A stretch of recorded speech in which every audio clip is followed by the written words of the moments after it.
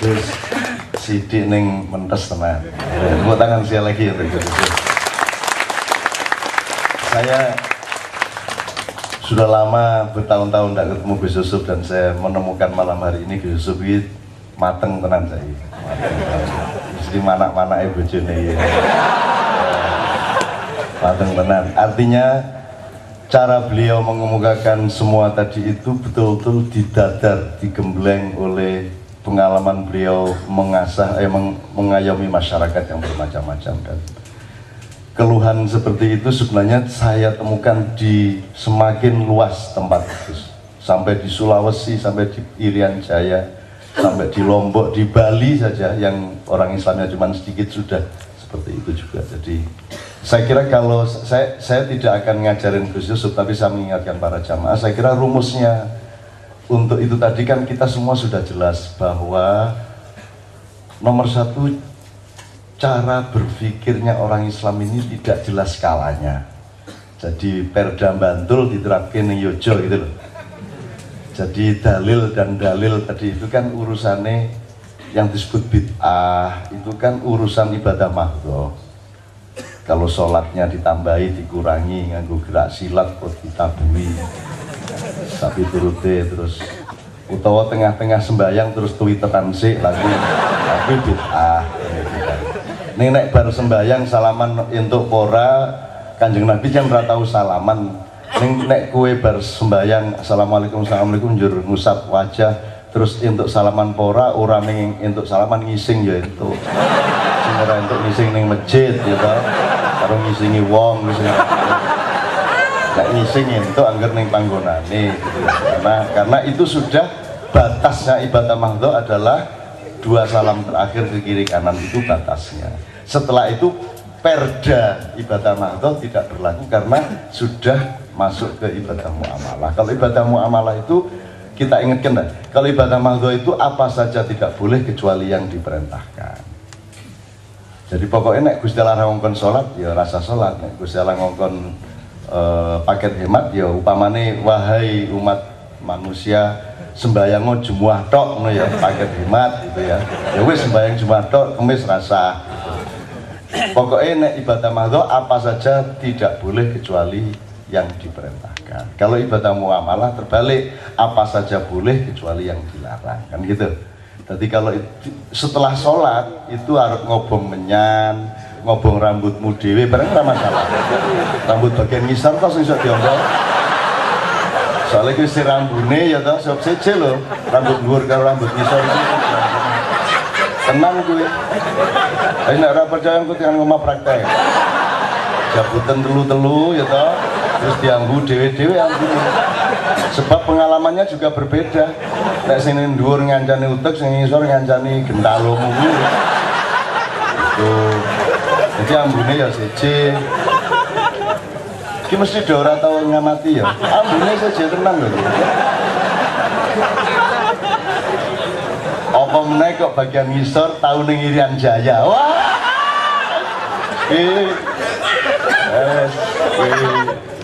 Apa jadi sangit-sangit langu.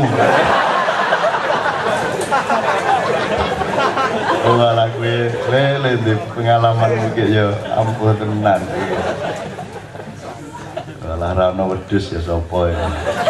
Oke, jadi kalau ibadah muamalah pedomannya adalah apa saja boleh kecuali yang dilarang. Yang dilarang itu pasti adalah yang melanggar syariat dan akhlak. Kira-kira ngono ya. Yang melanggar akidah, syariat dan yang melanggar akidah dan akhlak atau melanggar syariat. Syariat kan di sini akidah dan akhlak. Jadi kalau di luar ibadah mahdhah itu tidak ada bid'ah. Kowe nggawe Partai Demokrat ya entuk, reshuffle kabinet ya entuk, ya toh, arep nggawe badan anggaran DPR ya entuk, sing ora entuk ngapusi wong. Kan begitu, sing ora entuk, sing melanggar akhlak. Kata Gus Yusuf tadi kan tandane wong Islam ki dudu sembayange rajin apa ora janjane nomor 1. Ning akhlake piye? Karena sholat, puasa dan ibadah mahdhah yang lain itu kan input bukan output. Outputnya adalah akhlak. Tapi sekarang kan lain. Yang dijadikan parameter kan inputnya, bukan outputnya. Meskipun kalau bisa inputnya memang oke dan outputnya juga oke. Ning nek dikongkon milih tenan ya mending Ora sing nggo input anggere output apik ya alhamdulillah. Timbangane inputnya dadeke output. Allahu Akbar kudune ning sembayang ning warung-warung ning diri Allahu Akbar ke ya toh. Jadi kan kalau Anda ke warung kan tidak peduli kompore merek apa.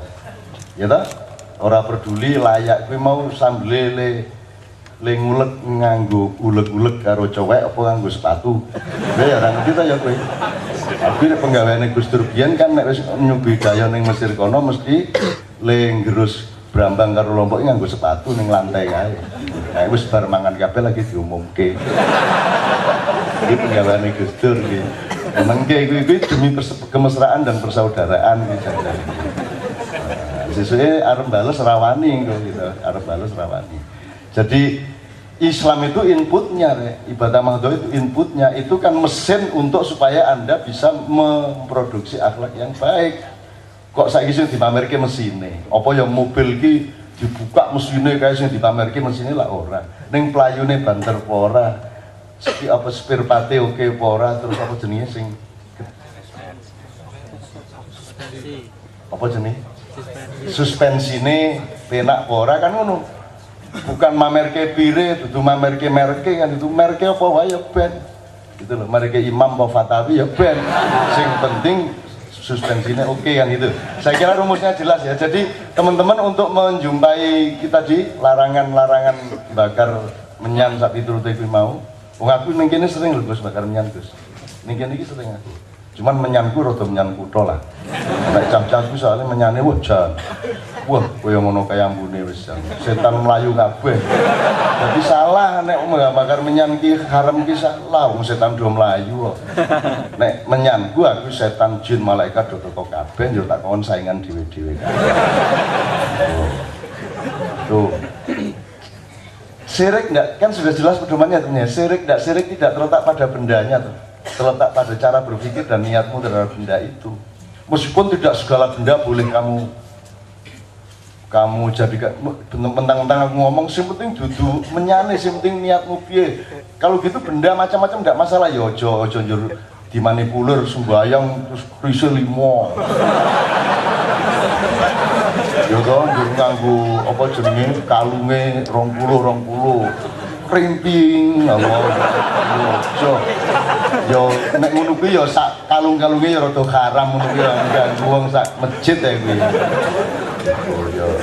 Sebenarnya memang yang menentukan syirik tidak syirik itu kan soal cara berpikir, soal menuhankan selain Allah atau tidak. Aras nek cena menuhankan selain Allah rasa menyan. Ali-ali ya iso haram, rambut ya iso haram. Katok ya iso haram, apa wae iso haram. Kuwi mau. Anek sedih nek ngene kira jawab ngene Gus santrine diwuru ngene. Kok ngobong menyan? Njur nang cah kakek jawab, bangane ngobong mbut sampean.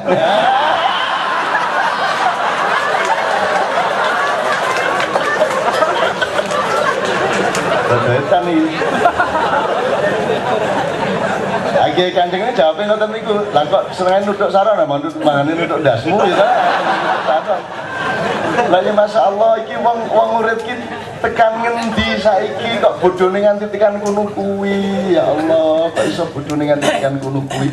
Kalau memang ngobong menyan haram, kalau memang sholawatan haram, yo nek ngono dengan dasar bahwa Kanjeng Nabi ra tau selawatan, Kanjeng Nabi ra tau ngobong menyan, Kanjeng Nabi pokoknya apa yang tidak diperintahkan Rasulullah, yang tidak dicontohi Rasulullah dan tidak dianjurkan Rasulullah itu berarti bid'ah, berarti ora ana sing iso tersisa saiki. Apa wae kudu kok buang.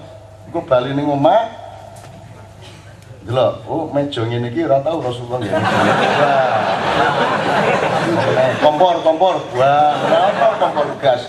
Rasulullah mbok susuk ning swarga takono Kanjeng Nabi ngertos kompor gas. Bingung kuwi Nabi kabeh bingung kabeh.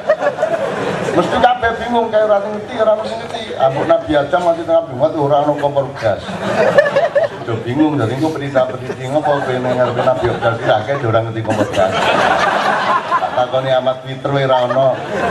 Apa njuk Nabi Musa Twitteran ya. Anak Twitteran Rainto, terus Gus Chandra arep ngopo ya ta? Iki raja Twitter ya. Oke, jadi saya kira itu kan rumusnya di ibadah makruh, yang bid'ah itu kalau di ibadah muamalah ndak ada bid'ah, nggak Partai Demokrat ya ora apa-apa, bal-balan ya ora apa-apa ya toh. Ora apa-apa bal-balan kalah ya ora apa-apa. Apa meneh musuhe Nabi kabeh. Ayo musuh iki Qatar ya jenenge piye? Bambang Pamungkas sregep sembayang ya sing depan karo Yahya, bar kuwi karo Ibrahim. Wong Nabi kabeh. Ayo dan saya itu mulai PSSI kudu mengusulkan kepada FIFA dilarang memakai pemain yang namanya nama Nabi ngono. Motor aneh saiki 11-an ono 5 nabi wis motor. Ya nek Nabi Isa rada halus, anek ketemu Nabi Musa. Nah, bisa diketak teman kowe. Itu. Jadi kira-kira gitu ya respon saya. Kita sekali lagi terima kasih, bersyukur dan tepuk tangan untuk Gus Yusuf. Gus yang sering-sering mriki nggih Gus sampean kandhane arek-arek niku. Sampeyan nggih pun nuduh banget lemetna iki wong kutha cah kaya ngene kutha. Lah kan. Niku yo desa banget kita iki. Desa we melarat. Jangan ra cetha. KKN barang kejane yo KKN. Oke, ya Allah, alhamdulillah, ya Allah, alhamdulillah, ya Allah, berkahmu ya Allah. Mudah-mudahan kegembiraan ini sampai ke langit. Amin. Menjadi kegembiraan para malaikat hingga beliau malaikat mengusulkan kepada Allah agar menambahi rahmat barokah rizki yang mudah kepada Anda semua. Amin ya rabbal alamin. Sekarang sebelum Pak Mustafa, Gus Chandra monggo ajeng pinten jam? 10 jam monggo ora masalah. Ning kene jan iki Bali kan.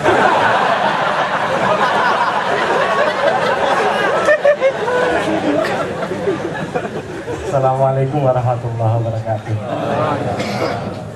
Cak Nur ini masih dendam sedikit kemarin di kenduri cinta. Alhamdulillah rabbil alamin. Terima kasih atas waktunya Cak Nur, Gus Yusuf. Saya nyanyi saja ya. Nyanyi bareng. Yang jelas kalau uraian dari Cak Nun maupun dari Gus Yusuf sudah sangat jelas.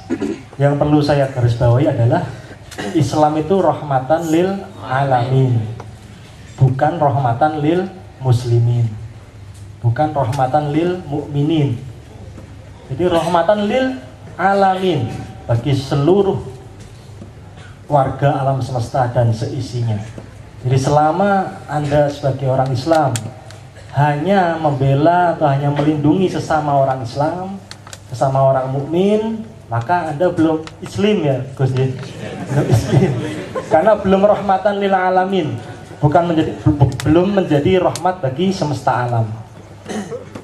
Dalam surat Al-Asr juga Allah menyebutkan demi masa sesungguhnya seluruh manusia itu dalam keadaan merugi kecuali 4 golongan manusia. Wal asri innal insana lafi khusrin illal ladzina amanu wa amilus sholihat wa tawassaw bil haqq wa tawassaw bis sabr. Allah tidak menyebutkan Islam di situ. Artinya orang Islam pun masih bisa dalam keadaan rugi dalam Islamnya. Allah bahkan menyindir orang-orang yang sholat juga, fawaidul musallin. Ya, dalam sholat pun masih lalai. Rasulullah masih menyindir orang-orang yang puasa, dapatnya hanya lapar dan dahaga. Kita seringkali sedekah, zakat, infak, atau bahkan kurban, yang kita peroleh perasaan apa? Berkurang harta benda kita. Wah, ini semene kudu tinggal zakat, sing semene kudu tinggal meleh wedhus, meleh sapi, dan lain sebagainya. Ada perasaan berkurang. Atau bahkan kalau Idul Kurban, sudah sangat jelas ayatnya disebutkan dilarang menyembelih kecuali dengan menyebut asma Allah. Tapi di masjid-masjid itu disebutkan, ini sapi MH Ainun Najib, ini sapi Gus Yusuf, ini sapi ya. Kenapa? Karena mungkin sudah ujubnya ini wis ngoyot, sehingga sudah tidak percaya lagi dengan institusi masjid yang menyelenggarakan kurban. Padahal perintah Allah dilarang menyembelih kecuali dengan menyebut nama Allah saja. Kalau di Mekah itu gimana Gus? Waktu nyembelih sapi waktu kurban itu disebut nggak? Ya kan? Tinggal sebelih Bismillah sebelih. Juga orang yang berangkat haji, Allah bilang hajilah bila mampu. Apa yang terjadi? Yang berangkat haji merasa mampu. Padahal sudah sangat jelas, la haula wala quwata illa billahil aliyil azim. Seharusnya justru merasa tidak mampu. Ya, seharusnya yang berangkat haji adalah benar-benar yang merupakan tamunya Allah, panggilan dari Allah. Tapi kita berbondong-bondong datang ke sana merasa sebagai tamunya Allah. Mulai-mulai wis ra gelem diceluk. Ya. Dra Chandra, orang mengu. Pak Haji Chandra baru mengu. Ya, gitu kan? Tanda tangan kurang H, nggak mau tanda tangan. Oh, iki 30 juta muncul. Merasa mampu, merasa lebih mampu daripada yang belum berangkat haji. Jadi dalam beragama pun kita harus teliti benar bahwa yang menurut Allah tidak rugi adalah 4 golongan tadi. Beriman. Ya, iman itu isinya di hati kita. Seperti ngendikan Gus Yusuf tadi, Allahu Akbar, lirih-lirih saja setengah berbisik, masukkan ke hati. Iman itu ibaratnya fondasi kita. Kalau kita membangun rumah, yang namanya fondasi itu adalah sesuatu yang paling kuat dari bagian rumah itu yang kita sembunyikan. Ono ora sing mamer-mamer ke fondasi. Enggak ada lah. Seperti ngendikan Cak Nun tadi, ayo dolan ning omahku, nonton omah anyar. Loh, kok mudun ning basement? Arep duduke apa? Pondasine apa? Tidak mungkin seperti itu. Yang kita tunjukkan adalah keramahan pemilik rumah, kemudian keteduhan rumahnya, kenyamanannya dan lain sebagainya. Rumah Islam, rumah yang rahmatan lil alamin. Gitu. Kemudian wa amilus sholihat, orang yang berbuat baik. Berbuat baik itu tidak memandang agamanya seperti apa, agamanya apa enggak. Berbuat baik itu kalau dalam teori al-ihsan ya seperti halnya kita beribadah dalam keadaan seolah-olah kita melihat Allah. Kalau kita tidak bisa berseolah-olah melihat Allah, maka sesungguhnya Allah itu melihatmu. Piye rasane lek jenengan coba dipentelengi karo Cak Nun, disawang terus. Pasti salah tingkah kan? Apalagi ini Allah yang melihat. Ya. Dan perbuatan baik itu teorinya adalah kalau memberikan tangan kanan, bahkan tangan kiri pun jangan sampai tahu kan gitu. Salah satu hadis Rasulullah yang mengatakan menyingkirkan duri dari tengah jalan itu kan bagian dari iman ya, Gus.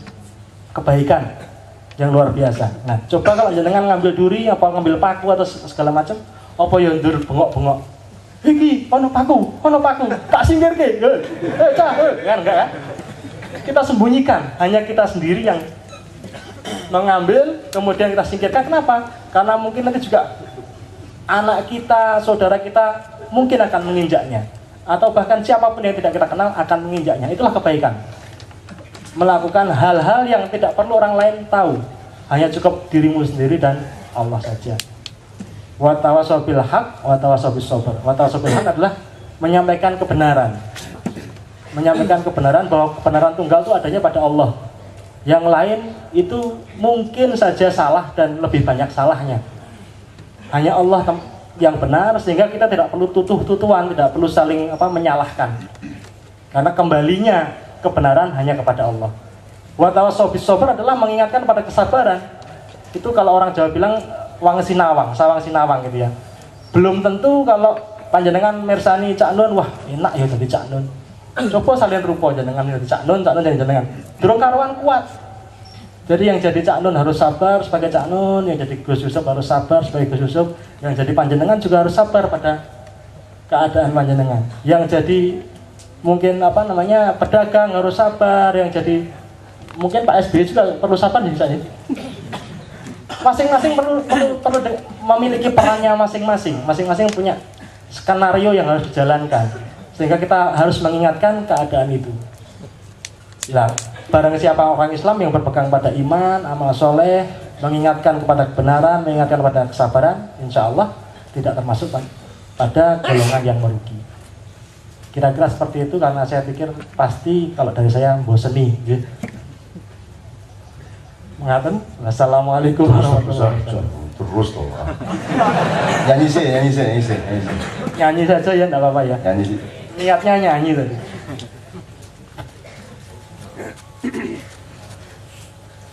Jadi kalau kita mengenal istilah dukun tiban, ada yang baru sekarang, penyanyi tiban. Jenengan nanti pulang ke rumah bisa nyanyi aja nggak apa-apa. Saya dulunya tidak pernah menyanyi sampai umur 30-an ke atas ini, tiba-tiba menyanyi saja karena merasa didahului oleh Gusti Allah gitu aja. Ya.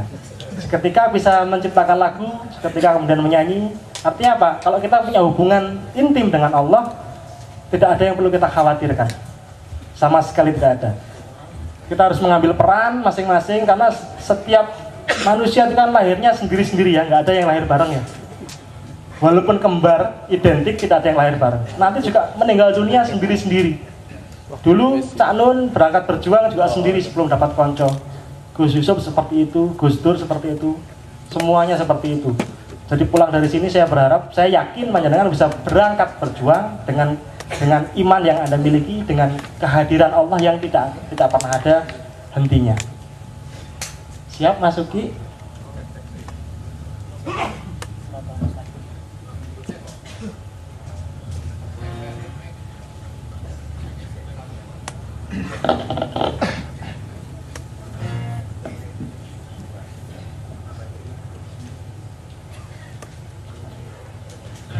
Tidak sebagus Kiai Kanjeng, minta maaf.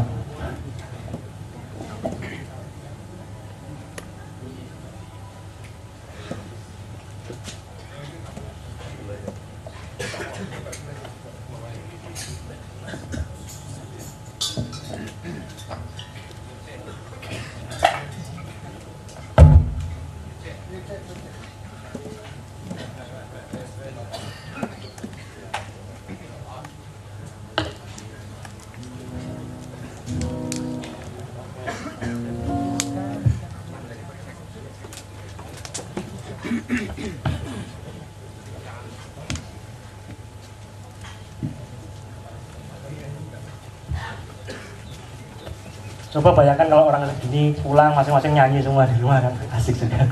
Gerakan menyanyi darurat.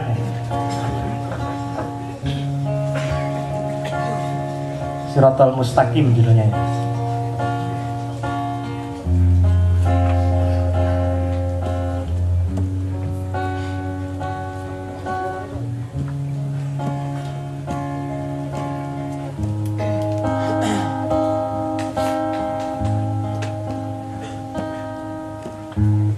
Siapakah aku sesungguhnya? Untuk apa aku di dunia? Bagaimana aku hidup tanpa tahu akan kemana?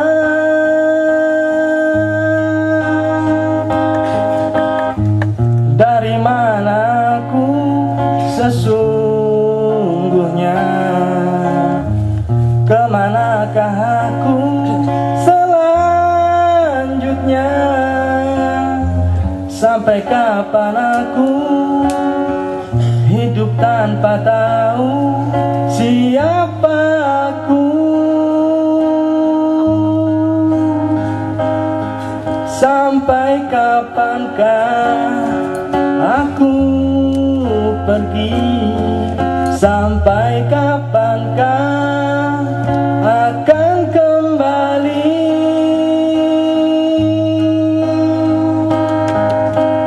Ihdinas siratal mustaqim, siratal mustaqim.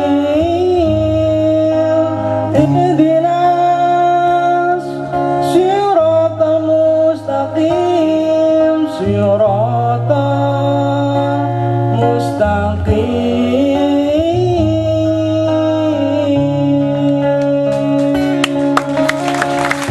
Siapakah aku sesungguhnya? Untuk apa aku di dunia?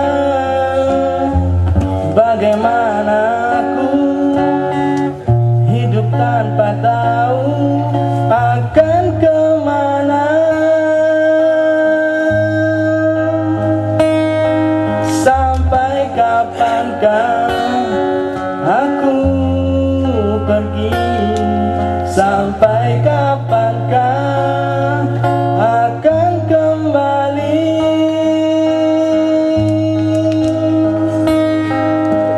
Ihdinas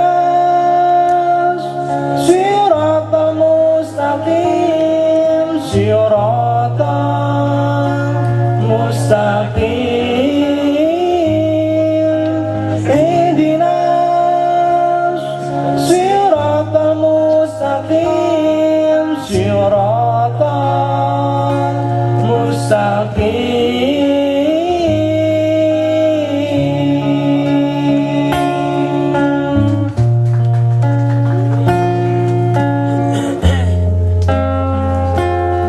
Panjenengan tahu panjenengan itu siapa? Mari kita cari jati diri kita. Nama yang diberikan oleh orang tua itu adalah awal yang baik untuk mencari jati diri kita. Asal lahir itulah awal yang baik untuk mencari jati diri kita. Sampai kapan aku di dunia? Na na na na, na na na na na, akan kemana? Sampai kapankah aku pergi? Sampai kapankah akan kembali?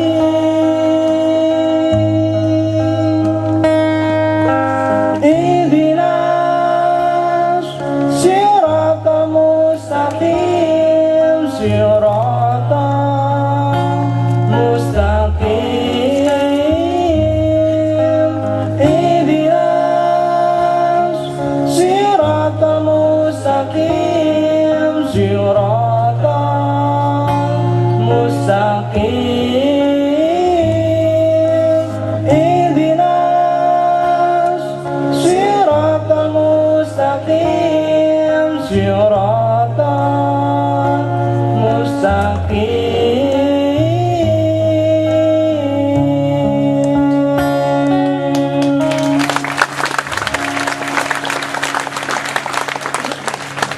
Boleh nambah, nggak apa-apa ya.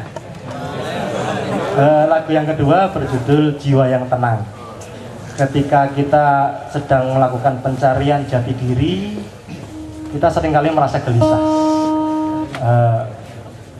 Ketika kita sedang melakukan sesuatu, atau kita merasa kehilangan, atau kita merasakan penderitaan, kita seringkali merasakan cemas dan sedih. Padahal kata Allah, yang Allah cintai, yang Allah sayangi adalah yang tenang. Ya ayyatuhan nafsul mutmainnah irji'i ila radiyatan maradiyah. Wadkhuli fi ibadi wadkhuli jannati. Monggo masuki.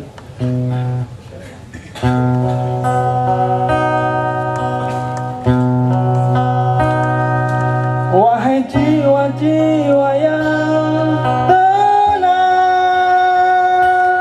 wahai hati yang tak lagi terguncang, tak usah cemas dan bersedih. Wahai raga-raga yang tegar, wahai akal yang selalu mendengar, jangan terhempas meski tertatih. Engkau tidaklah sendiri, alam raya menemani. Engkau takkan sepi. Akulah kawan di kala sunyi. Engkau takkan senyap, teman tak lenyap meski gelap.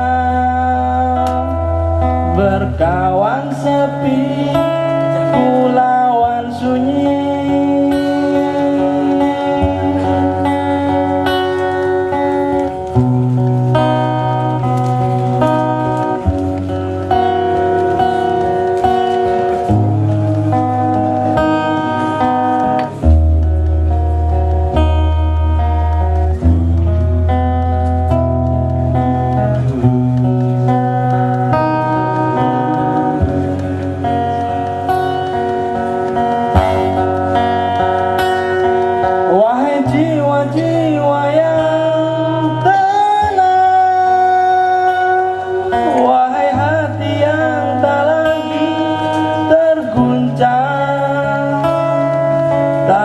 usah cemas dan bersedih, engkau tidaklah sendiri. Alam raya menemani,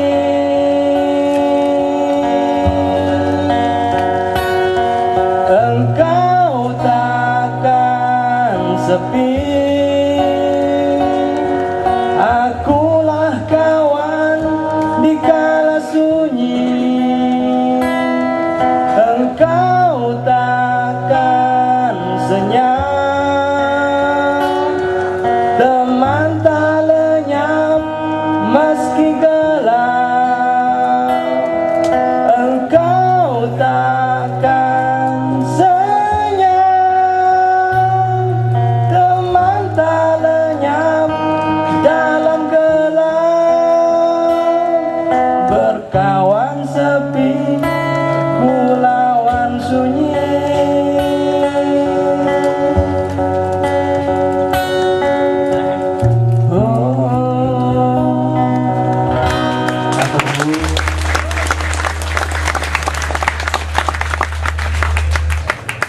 Gus, kita nikmati dan kita berinteraksi ya. Nanti tolong dilanjutkan juga tadi pengajian-pengajiannya. Tapi kita ingin ulang supaya memahami benar ihdinas siratal mustaqim tadi. Saya ingin minta komentarnya penyair yang lain sebab ini sudah mulai ada tersaing ini. Mustafa W. Hasim yang biasanya penyair tunggal di Mojopat Syafaat dan Makya, kali ini Mustafa mulai terancam nasibnya. Apalagi kelihatannya dari NU ini. Muhammad penyair biasanya Muhammadiyah ini menguasai dunia kepenyairan, saya saing NU ini. Tapi nanti saya minta diulangi lagu itu Gus, diiringi Kiai Kanjeng Gus. Nggih. Sing Siratal Mustaqim. Bolehkah saya minta itu diurut lagi kalimatnya? Sebab ini majelis ilmu. Jadi apa tahukah siapa kita dan seterusnya tadi, terus Pak Mustafa akan menganalisis gitu ya.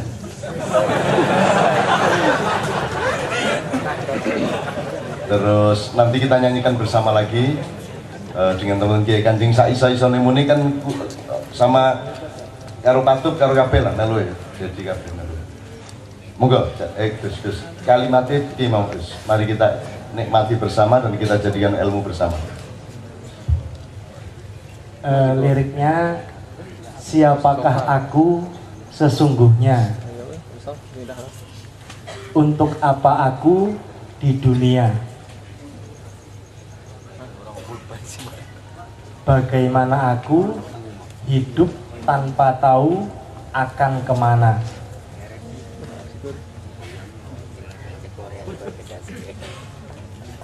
Terus ojo banter-banter ditulis karo penyair.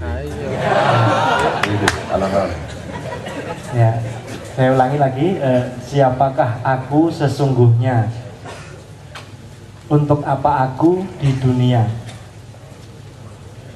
bagaimana aku hidup tanpa tahu akan kemana. Itu yang song yang pertama. Song yang kedua, dari mana aku sesungguhnya, kemanakah aku selanjutnya,